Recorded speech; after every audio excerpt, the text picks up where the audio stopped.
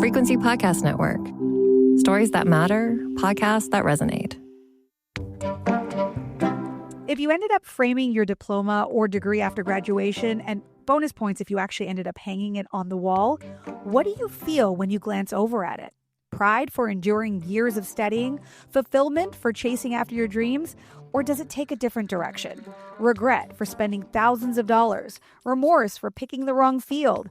A recent Ipsos study found that close to 40% of Canadians were unsure whether post-secondary education was worth the commitment and cost, with many highlighting the realities of high tuition and our current volatile job market. So how do new grads or someone looking for a new career move forward? Is there still such a thing as a safe career path amid AI and automation? And how exactly do you make the right choice while balancing all the demanding factors like cost, time, and interest?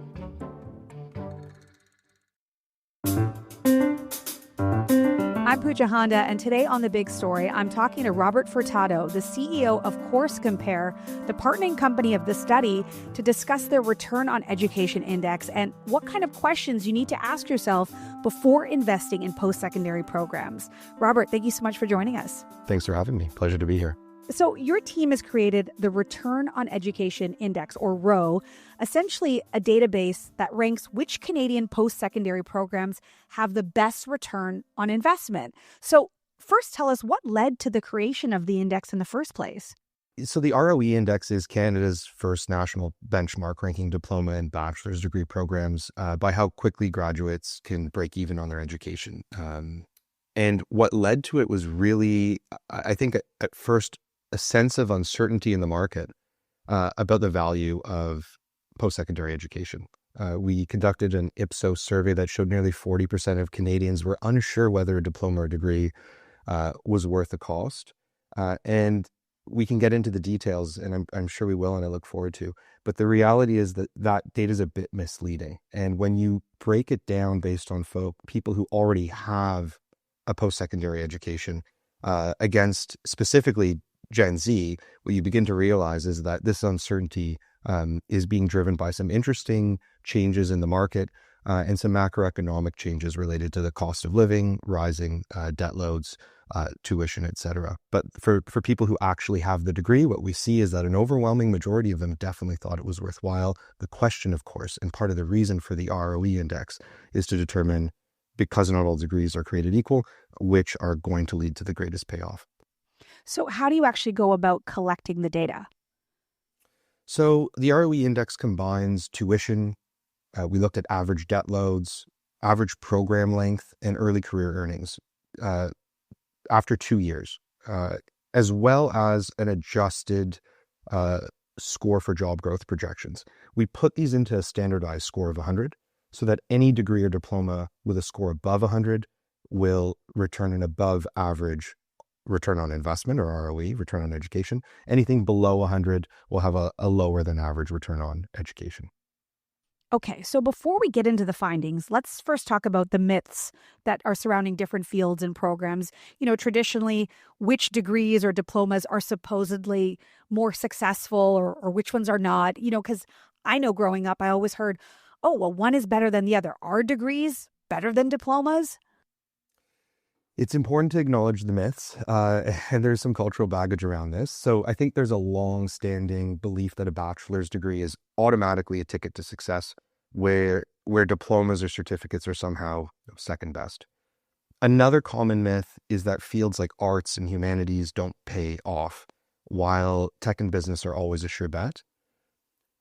What the evidence shows is more complicated. Yes, some professional degrees carry a clear earnings premium, but many diplomas and applied programs, think skilled trades, healthcare, tech, actually offer faster returns with lower debt. And those supposedly low value fields, well, they often lead to careers that are essential, stable, and rewarding in ways that aren't necessarily captured by salary data alone. So I think the myth is that degrees equal success and diplomas don't. The truth is that the return depends on the field, not the format. And to just very quickly give you specific examples, a Red Seal welder can often break even years before someone with a bachelor's of arts in many disciplines, or be a bachelor's in many disciplines. And that's not a knock against the BA. It's still, by and large, the most surefire way to earn yourself a secure job when you graduate. But I think we need to move past old hierarchies of prestige and start looking at actual outcomes. And so that's really the impetus at the end of the day for the ROE index. I remember being so confused. I just got both. I got a degree and a diploma. That's another option. Yeah. So let's get into the findings. I know you've already alluded to some of them. So what were the top results for both diplomas and degrees? So where diplomas are concerned, hands-on trades and healthcare diplomas led the nation. I'll pull the data here. Automotive service technician, perhaps to some people's surprise, was the highest with an ROE of 132. Construction technician also represented high earnings, low tuition, and a rapid payback period.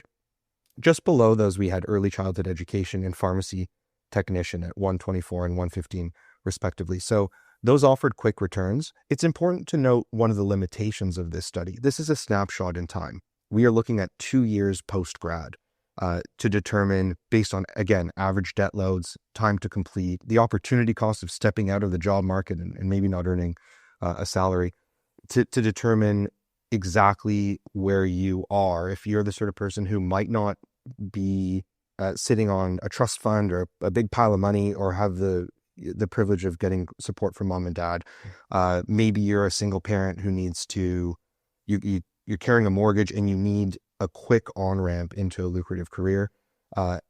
There, again, these diplomas that I just mentioned, construction tech and automotive technician, to a lesser extent, early childhood education and pharmacy technician, are going to deliver a very strong return on investment fairly quickly. When we look at top performing bachelor's degrees that are in high demand in what some would call future-proof fields, computer science is one, nursing and engineering were the top three, combining strong job performance, competitive salaries, and break-even timelines under 4 years. Several popular programs underperform for short-term return on investment, and those are fine arts and English. As we talk about myths, perhaps that's one that can ring true. And then I think the other surprising piece for us was that digital diplomas have lost their edge. Web development had a 102 on the ROE index, which is above average, but marketing and graphic design were just slightly below those. And these are once considered fast routes to lucrative careers that now deliver average or below average returns. I think that will change, Pooja. I think that's due to market saturation. We saw massive hiring spree by the big tech firms through the pandemic. So there's a bit of a correction there. And slowing job growth, at least when it comes to entry level and early career roles. Again, as we look deeper into people's careers, these numbers can certainly change. So which programs deliver the greatest payoff the fastest? So automotive technician, where diplomas are concerned, and I think even compared to degrees, would be the answer there. I'd encourage people who are interested to go to CourseCompare.ca, or even just in a Google search or using their favorite search engine, type in ROE index, and that calculator will come up in the first position. And that will allow them to pick any one of the 20 most popular degrees based on CourseCompare's learner data, and see what expected salaries are after 2 years, what the average debt load and time to pay off will be. And I think that's just the best way to compare them all. But yes, automotive service technician was indeed number one.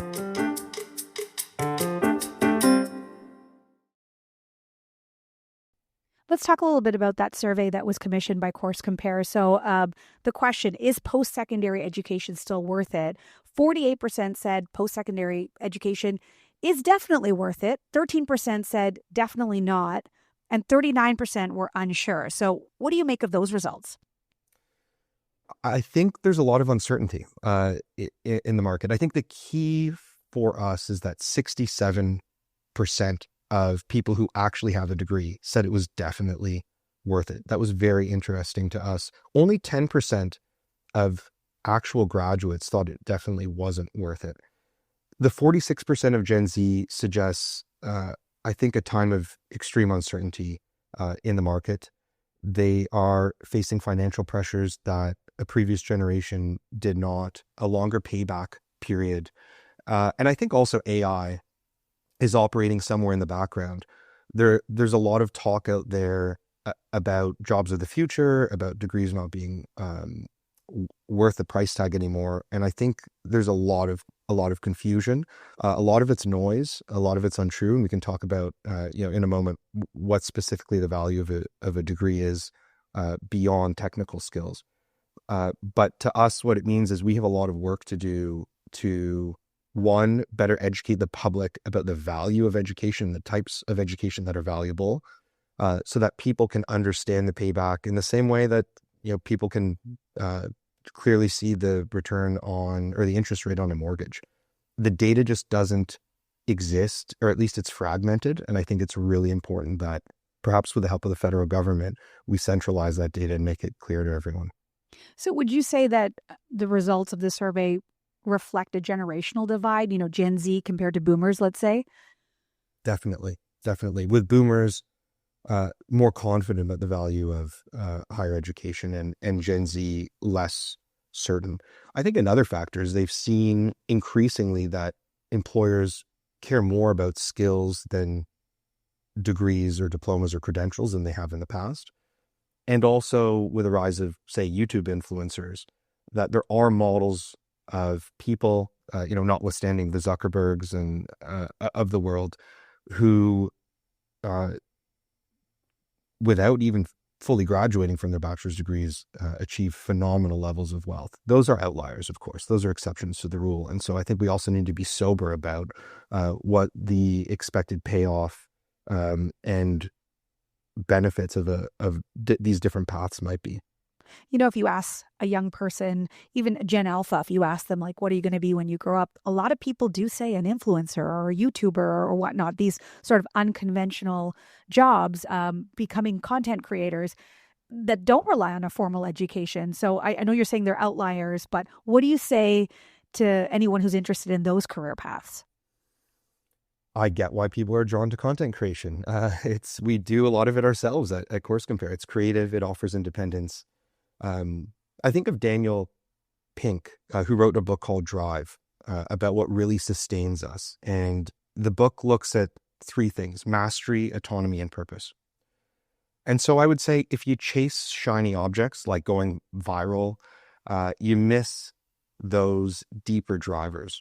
So my advice is, more broadly, start by getting clear about your values, your interests, and yes, your financial and lifestyle needs. And then be brave enough to pursue an authentic path that aligns with those things. I think that's how you ultimately build a career that lasts, whether it's through a traditional degree or something less conventional. You mentioned AI, and we've all heard it. AI has taken over all of our jobs. Are there programs that are AI proof? Yes, the worry is real, and I'm reading global studies that suggest anywhere from 7 to 30% of jobs could be automated by 2030, with millions more transformed. So AI-proof jobs, none are truly safe, but the closer the work is to what people will call human-centered work or embodied work, or work requiring human skills and trust, critically trust, I think the harder that work will be to automate. AI can populate a spreadsheet, but it can't do physiotherapy or a root canal. It can't deliver the compassionate care that's needed if you're in an intensive care unit. And so I think certainly jobs that are built on empathy, care, and judgment, nursing, teaching, trades, counseling, will be far more resilient. AI will change them, but it won't replace the human connection at their core. I also think, frankly, new jobs will be created that we can't possibly foresee. I mean, imagine, Pooja, it's 1990 and you tell your parents you want to one day host a podcast. They'd look at you cross-eyed. No one would know what that meant. The same thing happened with the internet. In the mid-90s, no one could have predicted jobs like social media manager or app developer or YouTube creator, and entire industries from e-commerce, online advertising, and cloud computing sprang up seemingly overnight. And then the smartphone did the same at creating app ecosystems. And on CourseCompare, we've seen demand for those skills rise and fall in just the last 10 years. So AI will do the same. It won't just replace tasks. It will create whole new industries. And we're already seeing that with AI safety auditors, personalized AI tutors, authenticity specialists. There's a whole industry growing up around this need to identify AI versus human-generated content, but that's just beginning. So, what's my advice? I would say students should prioritize technical fluency, learn data, learn digital tools, learn healthcare tech, but combine those with uniquely human skills like leadership, problem solving, and creativity. These are areas where humans remain essential. And I think, again, the future belongs to people like that, the so-called unicorns. When I talk to CEOs in Canada and the United States, people who can code and collaborate, analyze data, and lead teams, they're incredibly valuable. AI will reshape the labor market, but it won't replace the value of people who can do what technology can't, which is persuade, connect, care, and make reasonable judgments about how to use all of this data to create meaningful outcomes for people in the real world. I think you just answered the question of, is there a safe program? Because you just named several different fields that you could probably go into. Mind you, I should let you know that the root canal, that has been taken over by AI already. That has happened, believe it or not. So no. Yeah. So just so you know, it is constantly changing, just as you have pointed out. And I guess we should also talk about not just recent grads, but there are, people who are looking for a career path or looking for a new career path or changing. What are some of the challenges that they are facing when choosing a program? For mid-career professionals, the stakes are definitely higher. They're not just choosing between, say, English and engineering. They're deciding whether to leave a job, take on debt, and bet on a second act. And obviously they carry financial pressures like mortgages and kids that someone graduating from high school simply might not have to. Well, unlikely that they'll need to worry about that. At the same time, industries are shifting underneath them. And while some employers support retraining, many don't, leaving adults to fund reskilling themselves. And I happen to think we have a huge opportunity in Canada to better integrate education with workplace learning and to better fund and educate businesses, especially small and medium-sized businesses, about how to integrate lifelong learning into their own training. The other thing is that many people feel self-conscious about returning to school, and they want clear, faster payoffs from their program. So here, I think attitudes are shifting from seeing education as a one-time degree linked to a first job. That's that old Fordist economy model. You graduate from high school and you work at the Ford plant for 30, 40 years, to embracing it as a lifelong process. So colleges and universities are starting to experiment with stackable credentials, short cycle programs. That's encouraging. Institutions are waking up to the fact that education has to be an ongoing process, one that's ideally integrated with people's jobs. But honestly, we're still a long way from building a post-secondary system where lifelong learning is the norm rather than the exception. And the system is still designed by and large for a world where one degree was enough for a lifetime. And that world doesn't exist anymore. I know there's going to be people who are listening right now, parents who are thinking about their kids who just enrolled at university and college in maybe one of those lower ROI programs. What's your advice to them who, may be worried now that, oh, okay, well, hearing this data, maybe this isn't the best choice for them? I think core skills travel. So critical thinking, communication, adaptability, these are currencies that hold value across industries. I would also say keep moving forward. Don't get stuck on whether your first program is perfect. Keep learning, stay curious, keep stacking skills. That's how you get ahead. Jobs will evolve, but I think that if you build resilience, a habit of learning, you'll be ready to pivot. I mean, most people don't land a perfect job on day one. They build it through persistence, curiosity, and flexibility. I think of my own career, Pooja. I graduated into the 2008 financial crisis. I studied politics and philosophy with some economics at Queen's University, and then did a master's in political science. I didn't land a dream job necessarily, but I feel like I built one sort of step by step. Started with Toronto Life magazine, then found myself at Queen's Park writing speeches for cabinet ministers and helping run political campaigns for candidates. After that, I did some consulting. I taught postgrads and undergraduate students while consulting, and then ultimately entrepreneurship led me to start CourseCompare. At the time, it didn't look connected, but there was a clear through line there. A love of storytelling, a belief in the power of technology, and a desire to solve real world problems. So again, I would encourage people to keep going.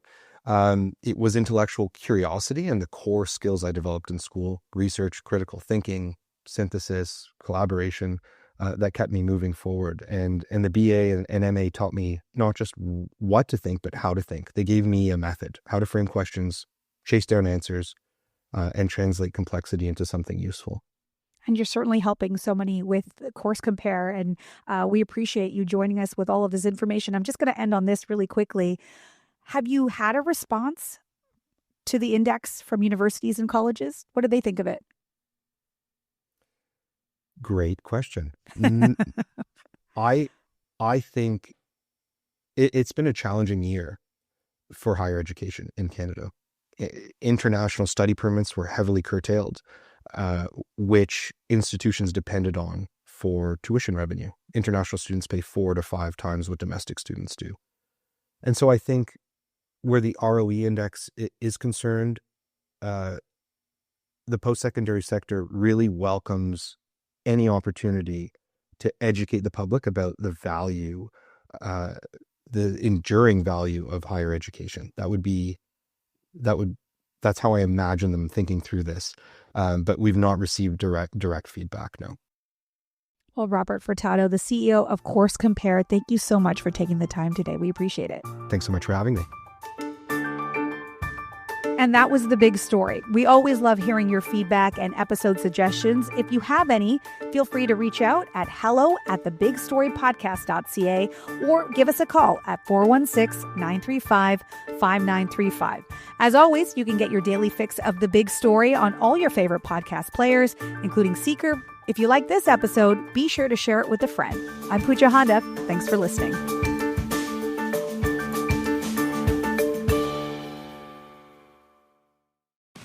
Ready for a great night out?